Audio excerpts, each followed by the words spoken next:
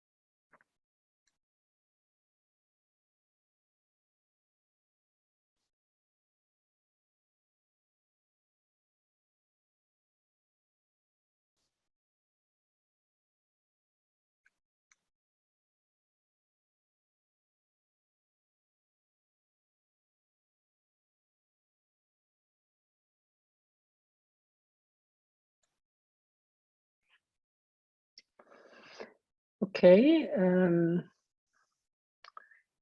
Hey, Stefano, okay, there you are. People are still connecting.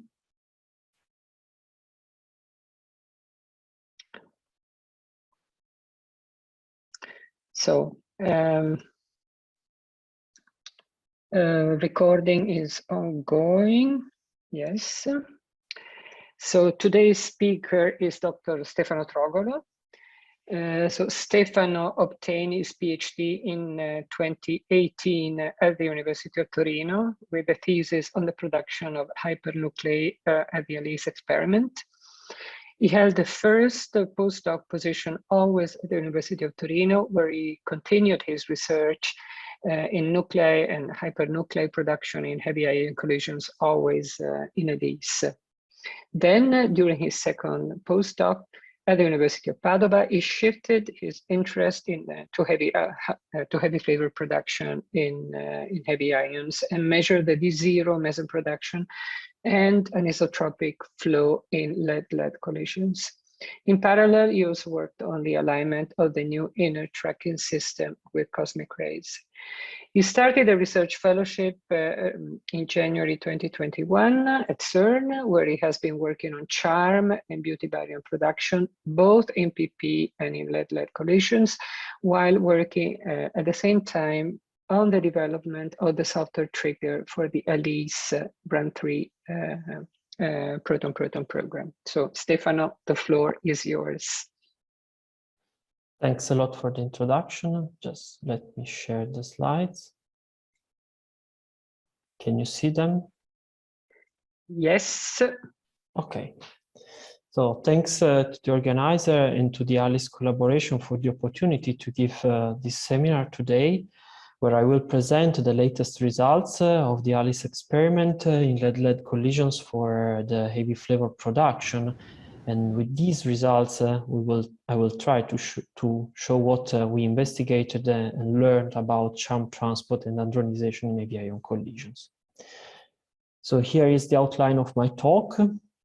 I will give a brief introduction on the heavy quarks in the QGP and why they are important, and on the ALICE apparatus.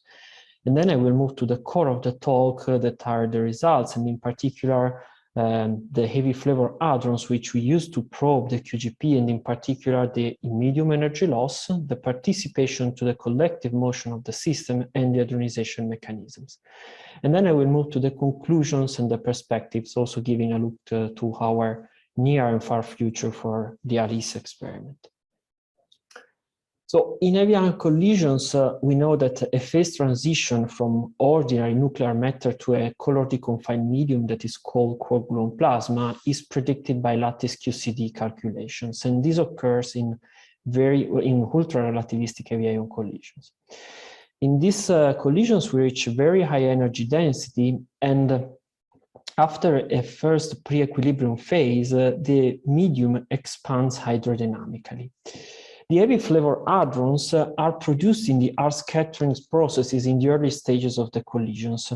So they experience the full evolution of the system. That's why they're an important probe to investigate the QGP. And in particular, in today's talk, I will focus on two phases.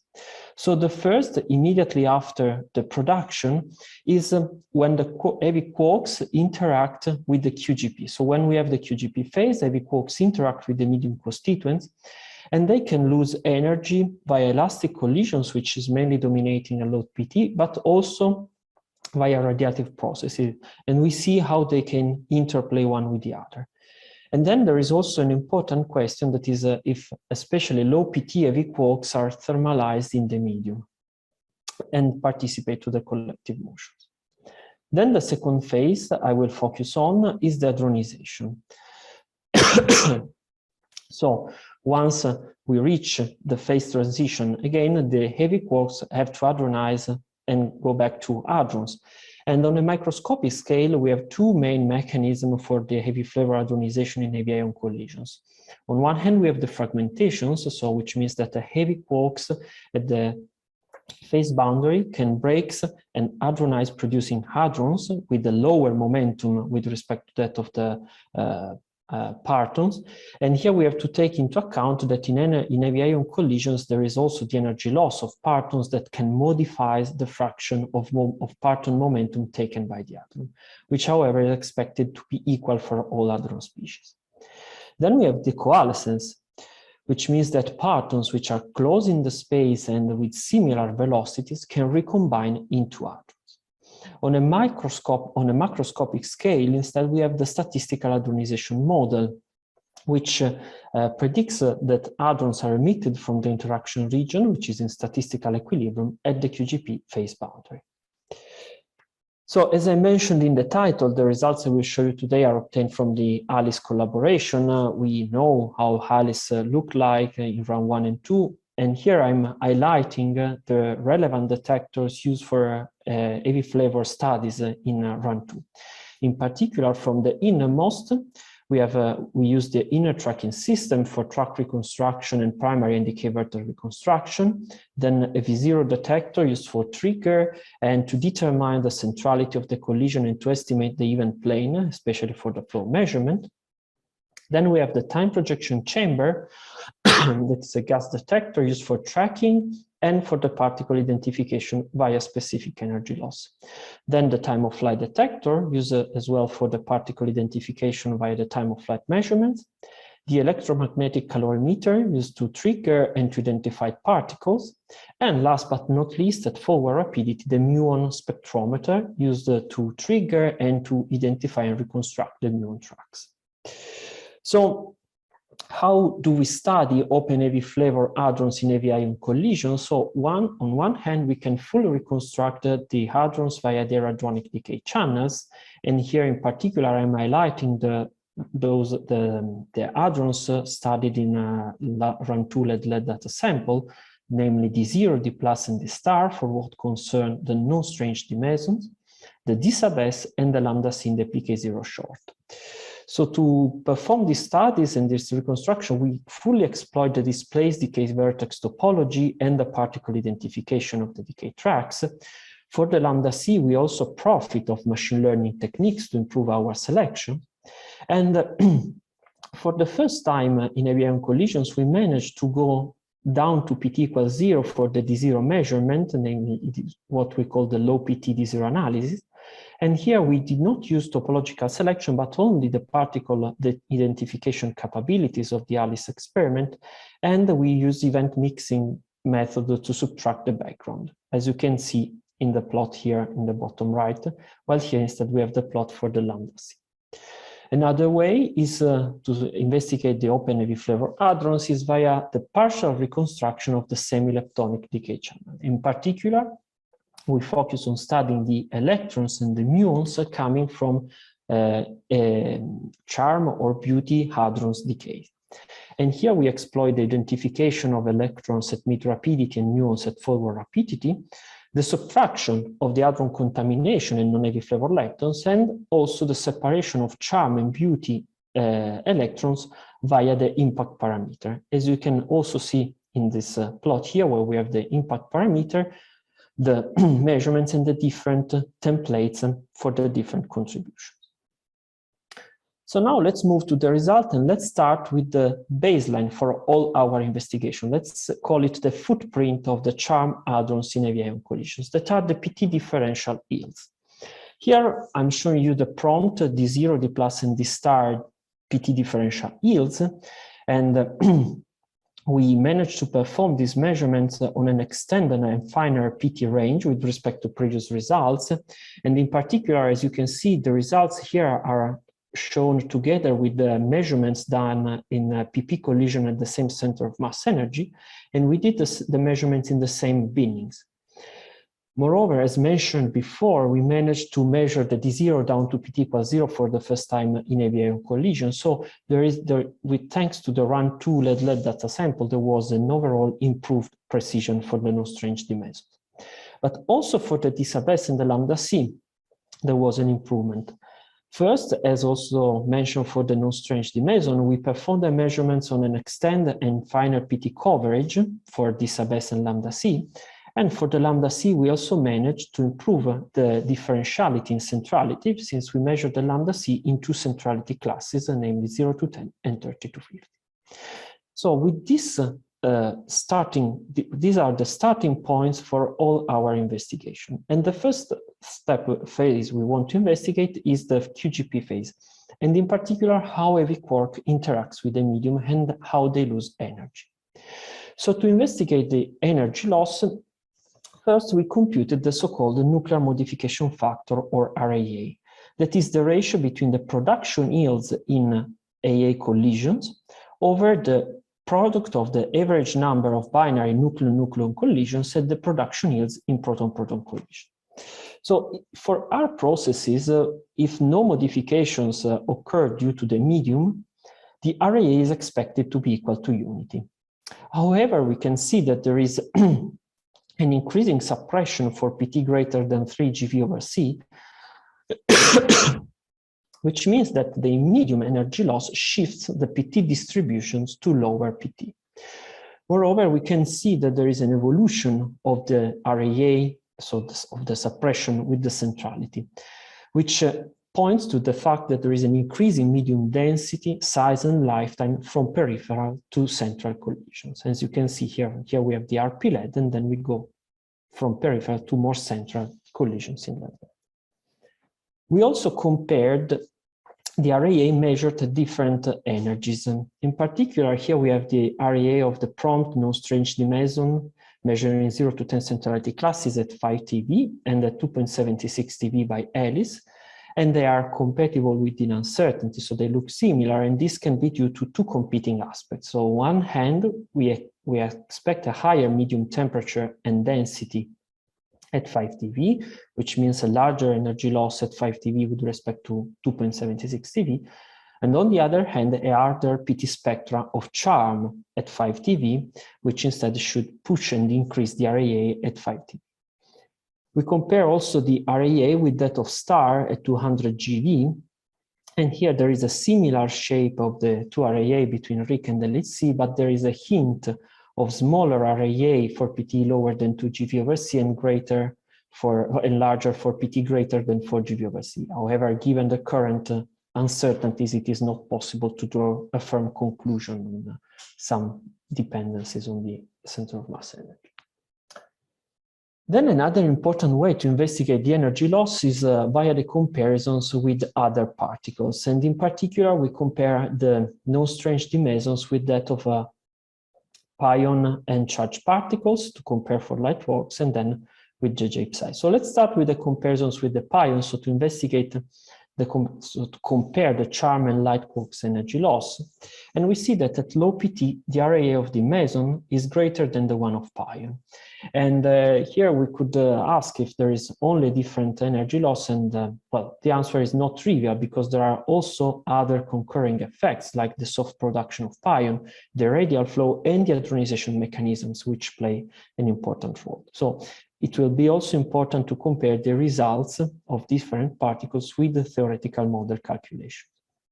While at high PT, we have that the two RAA are similar, and this can be due to a harder PT's distribution and fragmentation function of the charm quark with respect to light quarks and gluons.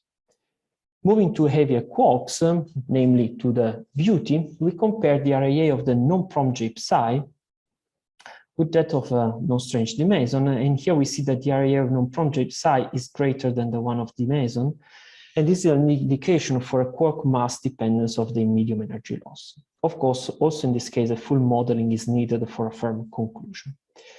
Then, last but not least, the comparison between open and hidden charm, namely between prompt or inclusive J psi and the meson, and we see that the RAA of the J psi is greater than the one of the meson, pointing to a significant contribution from recombination at low PT, while the similarity of the RAA at high PT suggests a significant contribution from the production within the pattern shower originated from the splitting of a hard scattered gluon, which experienced the energy loss in the medium. But to investigate, so the heavy quarks which lives in the medium do not only lose energy, but we also want to know if they interact and participate to the collective motion of the system. So if they are thermalized with the medium. And to do so, we investigate the azimuthal anisotropies. We know that the interaction region has an initial geometrical anisotropy, which is translated into a momentum anisotropy by the pressure gradients. How we can study this? So we can always take our PT spectrum and expand this in Fourier terms. And in particular, we can measure these Vn coefficients.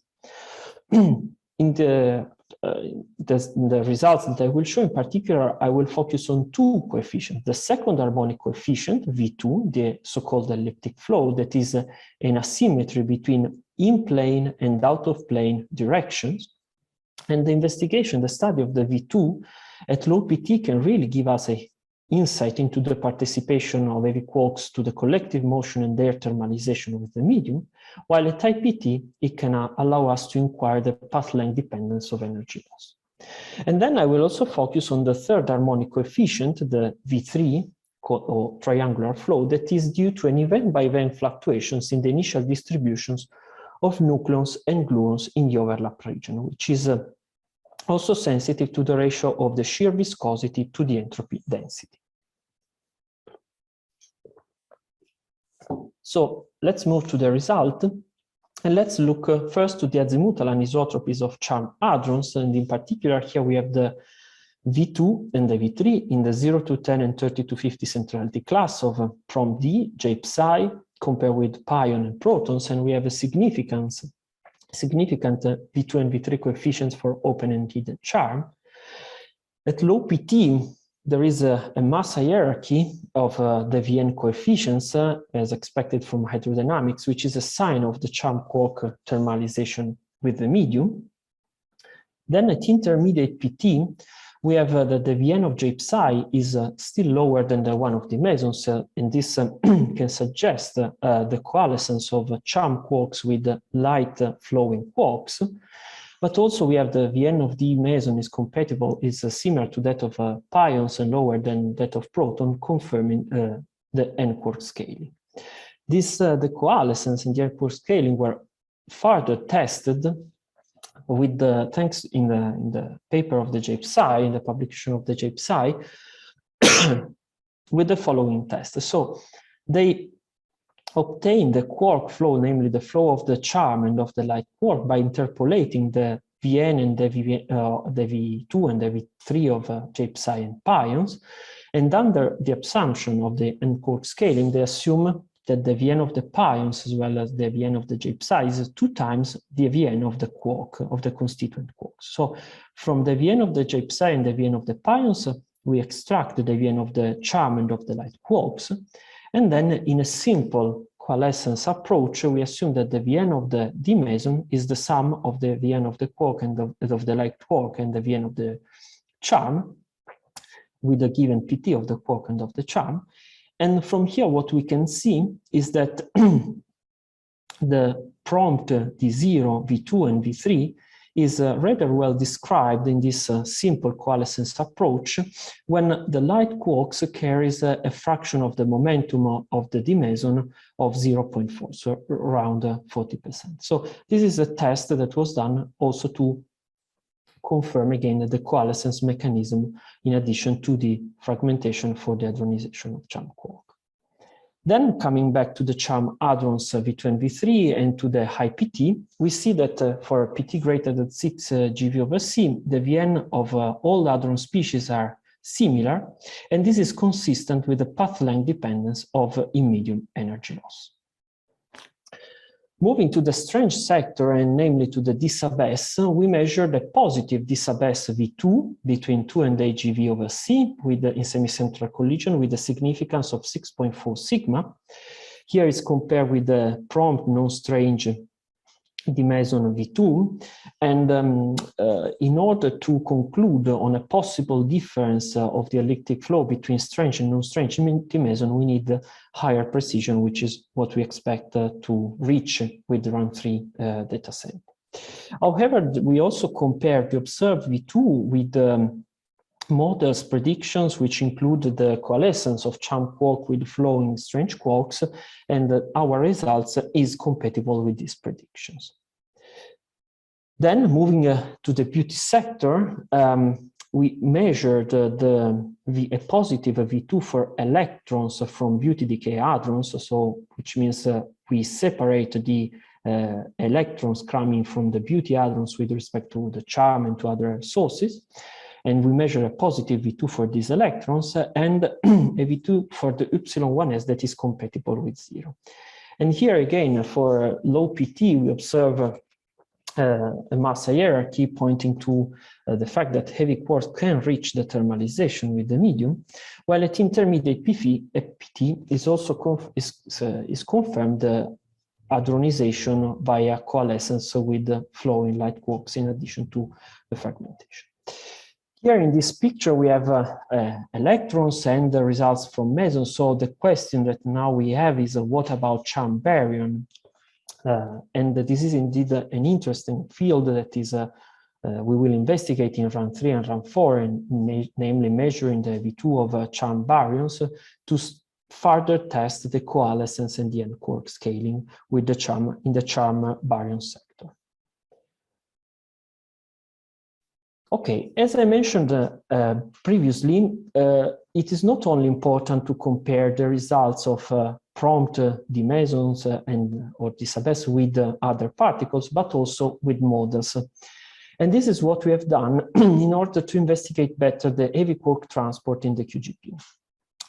In particular, here we compared the results of RAA in the 0 to 10 and 30 to 50 centrality class and V2 in the same centrality classes of non-strange meson with predictions of transport model. In particular, we focus in the low PT region, which can really provide insights into the heavy quark interactions with the medium. Here, the models that we compare with include in some cases only collisional energy loss, and in other cases collisional and radiative energy loss. While all the models include the hadronization via the two mechanisms, so the fragmentation and the coalescence. And all these models are in agreement between 6 and 10 GV/C. While at low PT, where we see in some cases a discrepancy between the measurements and the predictions, we have to, it is important to highlight that for PT lower than 5 GV/C, we are sensitive not only to the charm quark interaction, but also to the shadowing and to the hydrodynamics that are used in the model. However, this comparison that we did is important because allow us to estimate the spatial diffusion coefficient, in particular to improve the constraint on the spatial diffusion coefficient. And this was done by computing the data to model agreement, namely by computing the chi-squared for both the RAA and the flow coefficients between the theoretical models and the experimental measurements. And by this, this computation of the data to model agreement, we managed to further constrain the spatial diffusion coefficient, the so-called DS coefficient that is related, that is linked to the relaxation time of the charm quark. And as you can see in this plot, here we have some theoretical predictions and also some previous range of the spatial diffusion coefficient. And here we have the latest results from ALICE between 1.5 and 4.5, which implies a relaxation time between 3 and 8 Fermi/C, which is lower than the QGP lifetime. So this points to the fact that heavy quarks can reach the thermalization in the medium and participate to the collective motions. But the spatial diffusion coefficient is not the only key ingredient in the description and in the modeling of the heavy quarks interaction with the medium. As we have said, there are also the kind of interactions that occur. So if it is collisional or radiative, the energy, the way it occurs, the energy loss. And for this, we compare the RAA and the V2 with the two models and two different implementations. The full band are predictions done with the collisional and radiative processes included, while the shaded bands are done with only collisional processes. And what we can see is that only collisional processes underestimate the energy loss. Indeed, as you can see, they predict a too high RAA and a too low V2. But another important aspect is the hadronization, because if it occurs via fragmentation or recombination, there is a different relation between the momentum of the charm and the momentum of the dimeson. In particular, in the coalescence, the momentum of the dimeson is greater than the momentum of the charm, and also the dimeson inherits the flow of the light quarks. So here we compare again the RAA and the V2 with three different models and two different implementations of these three models of the hadronization. The solid line contains both the fragmentation and the coalescence or recombination, while the dashed lines include only the fragmentation. And again, here we see that the data are well reproduced in case both the hadronization mechanisms are included. So from this, we learn that also the hadronization is an important aspect, and is the last phase that I want to investigate and show you the results today. So let's move to the hadronization, and let's first look at the nuclear modification factor that we have measured for the strange dimeson, for the d-sub-s, compared with that of non-strange dimesons. And we see that they are compatible for a PT greater than 10 GeV/c in the two centrality classes, where the fragmentation is the dominant mechanism, while at low PT, even if so there is a hint of a higher RAA for d-sub-s with respect to non-strange dimeson, even if given the current uncertainties, they are compatible. So here it is still open the question if there is a modification in the hadronization in a strangeness-rich medium, and we expect with the more precise measurements to answer and to shed light on this aspect. We also compared, it is, as I stressed before, important to compare the same measurements with model predictions, so the RAA of prompt d-sub-s with the RAA of prompt non-strange dimeson with model predictions, and they are well described by models that include the hadronization by fragmentation or with a statistical approach, but which also include the strangeness enhancement and the charm coalescence in heavy ion collisions. While at type PT, it is instead important for what concerns the interaction, is important that models include radiative process to well reproduce the RAA. Moving to the charm baryon sector, and namely to the lambda C, we have measured the nuclear modification factor of the lambda C, and here we are comparing it with that of non-strange dimeson and d-sub-s, and in most central collision there is a hint of a hierarchy that is a further indications that hadronization can occur also via coalescence, while this hierarchy is less pronounced in semicentral collisions. Another way to investigate the hadronization is via the ratios. In particular, let's start with the ratios of non-strange dimeson, and here namely we have the ratios of d plus and d star over d0, and the results obtained in lead-lead are compatible with those obtained in proton-proton collisions, and they are also reproduced by the statistical hadronization model, which means that the relative abundances of non-strange dimensons are not altered in heavy ion collisions. And then let's move to the d-sub-s over d0 ratio, so add a bit of strangeness in our ratios, and we see that in between 2 and 8 GeV/c, this ratio is larger in lead-lead than in proton-proton collisions by 2.4 sigma, so there is a hint of enhancement. And also these ratios are described again by models that include the strangeness enhancement and the hadronization via fragmentation and coalescence. So in this sense, the comparisons of these ratios with the theoretical models, the simultaneous comparisons, provide indications about the role of the charm quark hadronization via coalescence in the QGP. Moving to the baryon, so to the lambda C over d0 ratio, here again we observe the hint of enhanced lambda C over d0 ratio in lead-lead compared to proton-proton collisions between 4 and 8 GeV/c. We see that the PT trend is similar to the baryon over meson ratio observed for light quarks. And moreover, we see that we observe that the PT integrated lambda C over d0 ratio is compatible between PP and lead-lead. So this opens the investigation on the interplay between the radial flow and the hadronization via coalescence.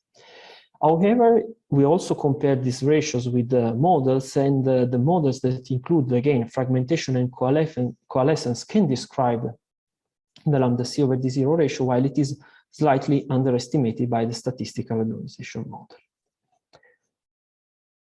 Then, thanks to the fact that we managed to measure the D0 down to PT equals 0 for the first time, we have also been able to measure the charm hadron yields for the first time in a heavy ion collision. And here we have the D0, D plus, D star, D sub S, lambda C, and J psi yields, compared with the predictions of the statistical hadronization model for charm. In this model, the charm content is determined by initial production in hard scatterings, and they assume that charm quarks are thermalized in the QGP. So they are distributed into hadrons at the QGP phase boundary based on the thermal weights, which are extracted from the thermal fits to light flavor particles. So the thermal parameters are constrained by the light flavor sectors. And the measured yields of open charms are compatible with an uncertainty with the predictions, while the yield of the lambda C baryon is underestimated by the predictions of the statistical hadronization model. Then, still talking about integrated quantities, we have also measured the PT integrated nuclear modification factor of the D0. And here is in the 0 to 10 and 30 to 50 centrality class, and is compared with the RP-LED. So again, I just remind that if no modification from the medium occurs, the RAA is expected to be equal to unity. However, here we observe a hint of PT integrated D0 RAA in lead-lead that is lower than unity and lower than the RP-LED. So the nuclear shadowing effect can reduce the charm production in the lead and proton lead. The RP-LED is close to unity, even if lower than unity, so this points to a small shadowing effect, while the RAA is lower than unity and lower than the RP-LED. So here we can ask if there is only a different shadowing effect or also modification of the charm hadronization in the QGP. Last, moving to the beauty sector and to what we looked in order to investigate the hadronization, and we measured the non-prompt D0 RAA in lead-lead collisions, in central and semi-central collisions, and here we observed a suppression for PT greater than 5 GeV over C. But still more important is that, still talking about integrated RAA, PT integrated RAA, we measured a PT integrated RAA for non-prompt D0 compatible with unity in the two centrality classes.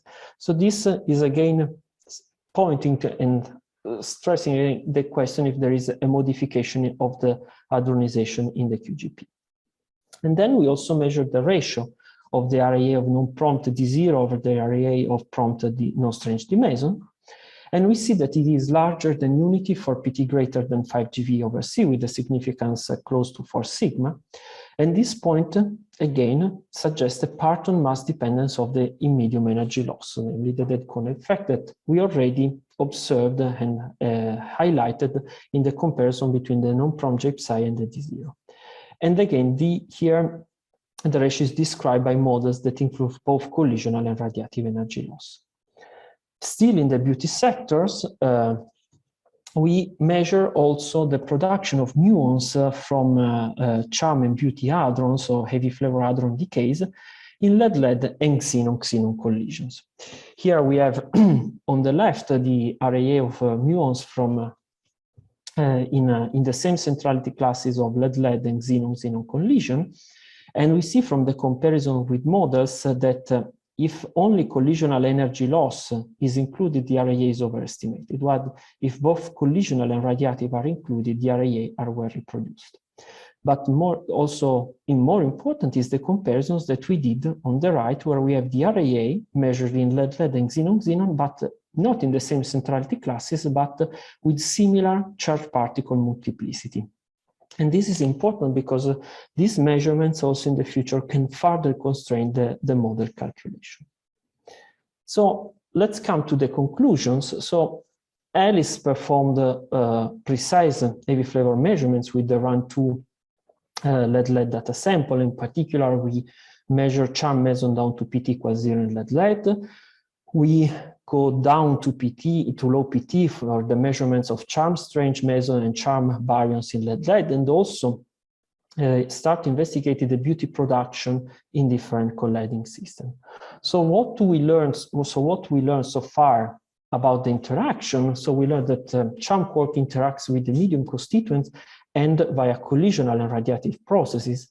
And in particular, we also observe the quark mass dependence of the medium energy loss. And we, last but not least, also thanks to the simultaneous comparisons of RIA and flow measurements, we saw that heavy quarks can reach the thermalization with the medium and participate to the collective motion. While for what concerns the hadronization, the charm hadron production in heavy ion collisions is well described when both fragmentation and coalescence mechanisms are included. What's next for the future? So for the near future, namely Run 3 and Run 4, Alice performed a wide upgrade program that is also crucial for the heavy flavor measurements, because we will increase the collected lead luminosity by more than 1 order of magnitude. And in this program, we upgraded many detectors and installed a new inner tracking system, the so-called ITS2, that will be used in Run 3, and is also under preparation an upgrade for the Run 4, namely the ITS3, for which the TDR is in preparation. That is where we will replace the 3 innermost layers with the curved wafer scale ultra-thin silicon sensor shaped in a cylindrical shape. And this is important, these upgrades, because with this we can do more precise measurements and new for heavy flavors down to low PT, so improve the precision of the current measurements, but also we will have the possibility to access the beauty sector and measure beauty strange meson and beauty baryon production and azimuthal anisotropy. On a long-term future, Alice is also preparing an upgrade for Run 5 and 6, the so-called Alice 3, that is an all-silicon ultralight tracker with high-resolution vertex and particle identification over large acceptance. And with this, we will be able to also study multi-charm baryon production in heavy ion collisions to search for new hadronic state and investigate the TD bar low PT correlations. And for this, the Alice 3 letter of intent is now being reviewed by the LHCC. So that's all, and thanks for your attention. So thanks a lot, Stefano, for this series of results. And we open the floor. For questions, and I already see Ludwig, who has raised his hand. Please, Ludwig. Yeah. Okay. You mentioned that term mesons are thermalized. Yeah. Is this thermalization is at the same temperature as for lighter mesons? How it is? How did you estimate this the temperature of thermalization of term mesons? So you mean here?